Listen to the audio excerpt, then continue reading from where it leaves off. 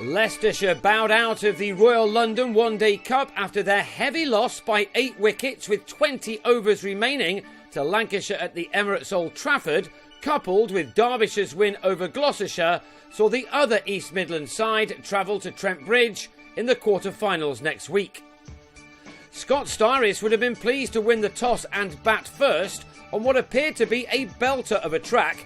He knew that if his side won this game against a team with nothing but pride to play for, then they would be heading for a local derby quarter-final with Nottinghamshire next week, and the returning Josh Cobb and Niall O'Brien started well enough with a stand of 40 in the opening 8 overs.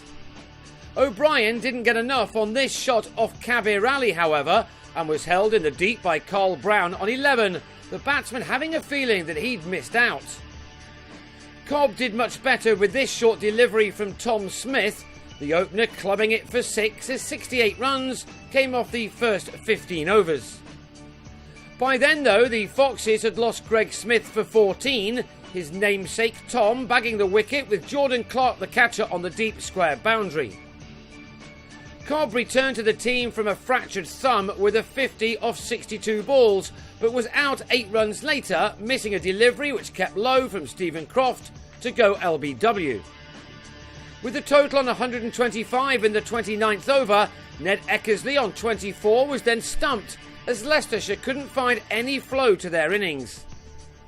With 20 overs left, they were struggling on 128 for 5, with Shiv Thakur next out with a flick off Croft to Paul Horton at mid-wicket. Dan Redfern tried his best to lead a recovery, adding 22 in 5 overs with Styris.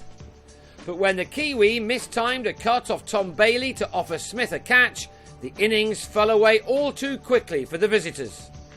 Ali removed Jigger Nake's middle stump with a ball which didn't really do an awful lot, before Bailey then disturbed Anthony Ireland's stumps in a similar manner. Both of those batsmen had gone for a single, leaving more work for Redfern to do, but on 43 he guided a short ball from Ali to Kyle Jarvis at third man to leave the Foxes feeding on scraps. At the start of over number 44 they were all out for 184, Smith finishing things off as James Sykes was taken behind by Alex Davis. Lancashire were now the big favourites. And it stayed that way, with Smith and Lewis Rees knocking off 33 runs of their target in the 7 overs that the Lightning had to bat before the food was taken at the break. Derbyshire and Northamptonshire would have been pleased with what they were hearing from Manchester, with those two sides hoping to pinch the remaining place in the quarter-finals to stay on the road to Lords.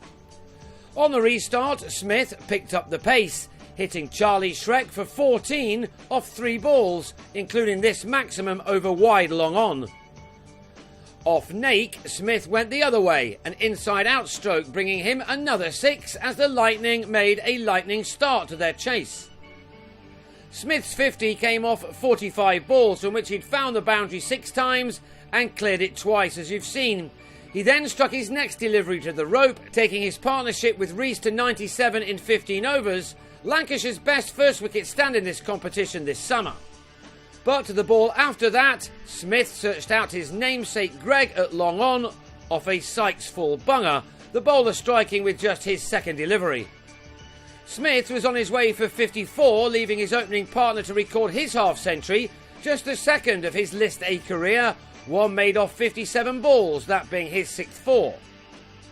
Lancashire were absolutely cruising to their target, as Leicestershire just didn't show up on what was such an important day for them. Nake at least had Rees held in the deep for 54.